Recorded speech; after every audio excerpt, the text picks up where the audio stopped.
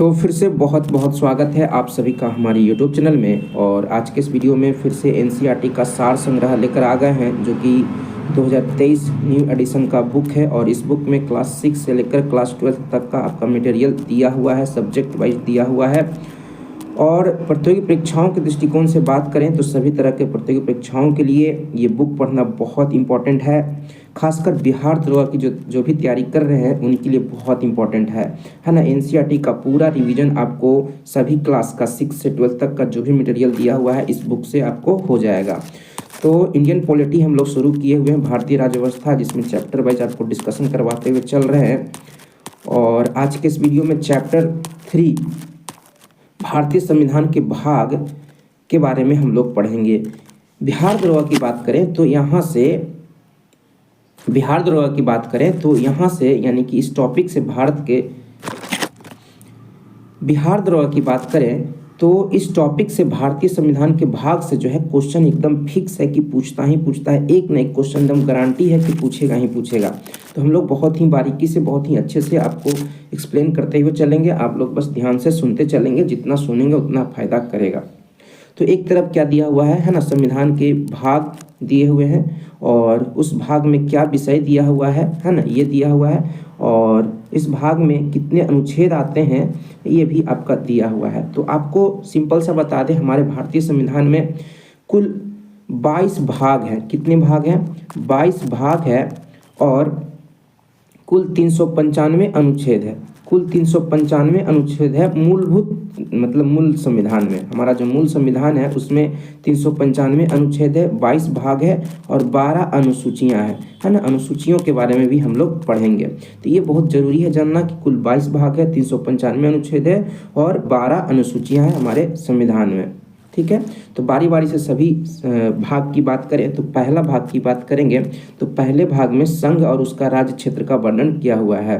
The union and it's territory के बारे में जो है वर्णन संविधान के भाग 1 में किया गया है।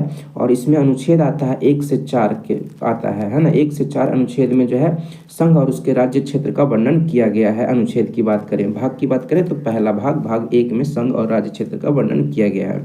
दूसरे भाग की बात करें तो दूसरे भाग में नागरिकता, सिटीजनशिप का वर्णन किया गया है, जिसमें 5 से 11 अनुच्छेद आते हैं। 5 से 11 अनुच्छेद के बीच में नागरिकता का वर्णन किया गया है और भाग 2 में किया गया है, एकदम बहुत इंपॉर्टेंट है। ठीक है, भाग 3 की बात करते हैं। भाग 3 में मूल अधिकार, फंडामेंटल राइट्स का वर्णन किया गया है, जिसमें अनुच्छेद 12 से 35 आता है। 12 से 35 अनुच्छेद आता है।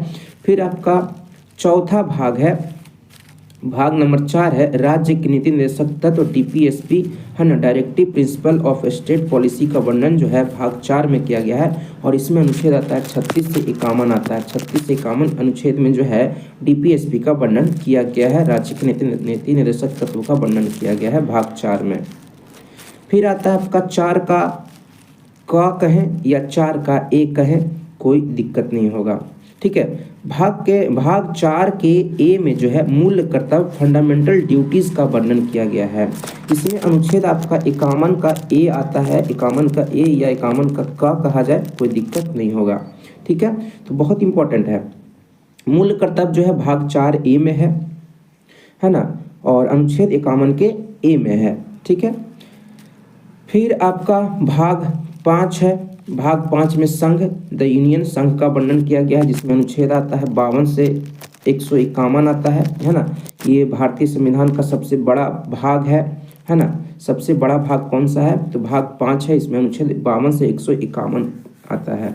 ठीक है, तो संघ का वर्णन भाग 5 में है। संघ, है ना। भाग 6 की बात करें तो भाग 6 में राज्य, द स्टेट का वर्णन किया गया है, इसमें अनुच्छेद 152 से 237 आता है। फिर भाग 7 की बात करें तो भाग 7 को जो है निरसित कर दिया गया है, समाप्त कर दिया गया है। ठीक है, इसमें पढ़ देते हैं। आपको एग्जाम में, दरोगा एग्जाम में पूछा हुआ है कि कौन से भाग को निरसित कर दिया गया है, तो भाग 7 को निरसित कर दिया गया है ना। और यदि आर्टिकल पूछे कौन से आर्टिकल को निरसित कर दिया गया है तो 238 आर्टिकल को निरसित कर दिया गया है। ये दरोगा में पूछा हुआ क्वेश्चन है। ठीक है, यहाँ पे सब्जेक्ट में क्या लिखा है देख देते हैं। पहले अनुसूची के भाग ख के राज्य संविधान 7वें संविधान संशोधन अधिनियम 1956 के द्वारा निरसित कर दिया गया है। ये भी बहुत इंपॉर्टेंट है। भाग 7 को निरसित कर दिया गया है, यानी कि आर्टिकल 238 को निरसित कर दिया गया है ना। किस संविधान संशोधन द्वारा भाग 7 या 238 को निरसित कर दिया गया? तो 7वें संविधान संशोधन 1956 के द्वारा जो है भाग 7 यानी कि 238 आर्टिकल को निरसित कर दिया गया। ये दरोगा का क्वेश्चन पूछा हुआ क्वेश्चन है।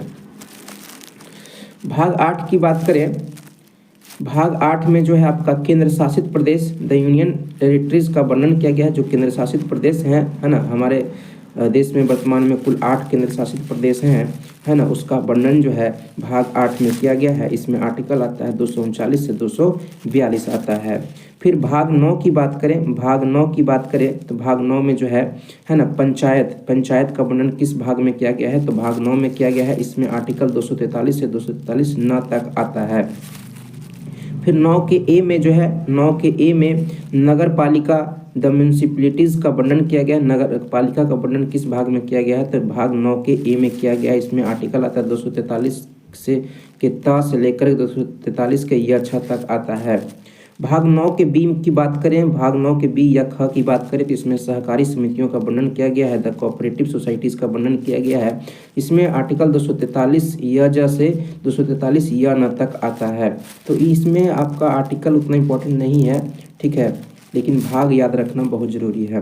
भाग 10 की बात करें तो भाग 10 में जो है अनुसूचित और जनजाति क्षेत्र का वर्णन किया गया है ना, जिसमें आर्टिकल 244 से लेकर 244 के क तक आता है।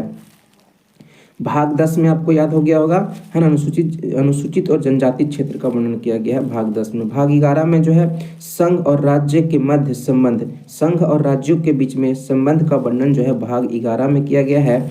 इसमें आर्टिकल 245 से 263 आता है। फिर बात करेंगे हम लोग भाग 12 की बात करें तो भाग 12 में वित्त, संपत्ति, संविदाएं और वाद का वर्णन जो है 264 से 301 के बीच में किया गया है, ठीक है। भाग 12 में वित्त, संपत्ति, है ना, संविदा और वाद का वर्णन जो है ना 264 से 301 तक का आर्टिकल में दिया हुआ है। तो भाग 12 में क्या है? वित्त, संपत्ति, संविदा और वाद का वर्णन किया गया है। भाग 13 में जो है, भाग 13 में भारत के राज्य क्षेत्र के भीतर व्यापार, वाणिज्य एवं समागम का वर्णन भाग 13 में किया गया है। इसमें आर्टिकल 301 से 307 आता है। भाग 14 में जो है संघ और राज्यों के अधीन सेवाएं, service under the union and state, है ना, यूपीएससी और है ना पीसीएस, स्टेट पीसीएस का जो एग्जाम होता है ना, वो इसी के अंतर्गत होता है। भाग 14 के अंतर्गत होता है संघ और राज्य क्षेत्र के अधीन सेवाएं का वर्णन जो है आपका भाग 14 में किया गया है। आर्टिकल 308 से 323 के बीच में किया गया है वर्णन। फिर 14 के ए में जो है अधिकरण, ट्रिब्यूनल्स का वर्णन किया गया है। इसमें आर्टिकल 323 के क से लेकर 323 के ख तक आता है। भाग 15 में जो है निर्वाचन, इलेक्शन का वर्णन किया गया है, निर्वाचन का वर्णन किया गया है। इसमें आर्टिकल 324 से 329 क तक आता है। भाग 16 की बात करें, भाग 16 में कुछ वर्गों के संबंध में विशेष उपबंध, अनुसूचित जातियों, अनुसूचित जनजातियों, पिछड़े वर्गों एवं अलग आंग्ल भारतीयों के संबंध में विशेष उपबंध का वर्णन जो है भाग 16 में किया गया है। भाग 16 में क्या वर्णन किया गया है? कुछ वर्गों के संबंध में विशेष उपबंध का वर्णन जो है भाग 16 में किया गया है ना। कुछ विशेष उपबंध कहने का मतलब क्या? अनुसूचित जातियों, अनुसूचित जनजातियों, पिछड़े वर्गों एवं आंग्ल भारतीयों के संबंध में विशेष उपबंध का वर्णन भाग 16 में किया गया है। इसमें आर्टिकल 330 से लेकर 342 आता है।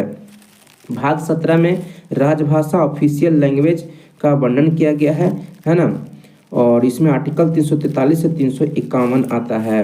फिर भाग 18 में जो है आपात उपबंध, इमरजेंसी प्रोविजन का वर्णन किया गया है। इसमें आर्टिकल 352 से 360 आता है।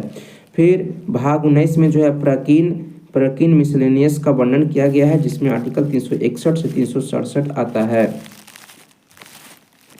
फिर आपका है भाग 20 में संविधान संशोधन का वर्णन किया गया, अमेंडमेंट ऑफ द कॉन्स्टिट्यूशन का वर्णन किया गया है भाग 20 में। इसमें आर्टिकल 68 आता है, 368 बहुत इंपॉर्टेंट है। 368 आर्टिकल किससे संबंधित है? तो संविधान संशोधन से संबंधित है। और संविधान संशोधन की प्रक्रिया जो है हमारे देश के संविधान में दक्षिण अफ्रीका, साउथ अफ्रीका से लिया गया है, ये भी आपको ध्यान में रखना है। फिर आपका 21 नंबर है भाग 21 अस्थायी संक्रमणकालीन और विशेष उपबंध का वर्णन जो है भाग 21 में किया गया है। इसमें आर्टिकल 369 से 392 में आता है। फिर भाग 22 में संक्षिप्त नाम प्रारंभ हिंदी के में प्राधिकृत पाठ और निरसन का वर्णन जो है भाग 22 में किया गया। इसमें आर्टिकल 393 से 395 में आता है। इस प्रकार से 22 भाग हुए, जिसको आपको बार बार रिवीजन करते रहना चाहिए। एक न एक क्वेश्चन बिहार दरोगा में फिक्स है कि आता ही आता है।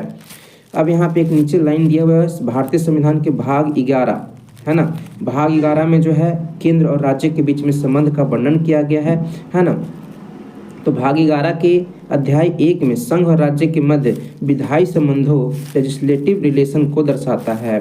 याद रखेंगे भारतीय संविधान के भाग 11 का अध्याय 1 जो है ना, संघ और राज्यों के मध्य विधायी संबंधों को दर्शाता है। भाग 1 में क्या है ना, भाग 11 के अध्याय 1 में विधायी संबंध संघ और राज्यों के बीच में विधायी संबंधों को दर्शाता है संविधान के भाग 11 के अध्याय 1। ठीक है।